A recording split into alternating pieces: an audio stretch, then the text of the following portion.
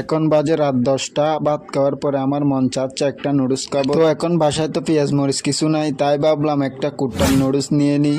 বাসায় যেহেতু গ্যাসের চুলা আছে সেইখানে গরম পানি দিয়ে খেয়ে ফেলবো। তো এটার দাম নিচে হচ্ছে মাত্র 25 টাকা। এখন বাসায় চলে আসলাম, ডেকচিটা ধুয়ে নিয়ে গরম পানি তুলে দেব চুলায়।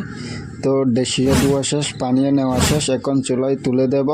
তার মধ্যে আমরা একটু নুডলসটা ফেটে দেখবো। এখন চুলাতে দিছি, এখন এটা ফাটবো, পরে খাবো। আমরা ভাবতেছি এটা খাবো আর কি, মজা করে সেই স্বাদ নাকি এটা। তো এটা খাবো।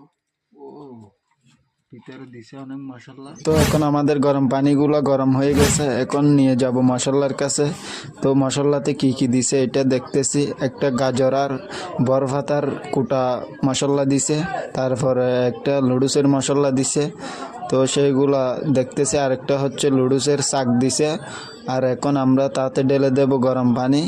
তো গরম পানিগুলো দেওয়ার পরে টেস্টিং করে দেখবো, তারপর আপনাদেরকে জানাবো আর কি এটা মশলা কতটুক। তো মশলাগুলো দিয়ে দিচ্ছি একটা একটা করে। তো এখন নেড়ে নিচ্ছি।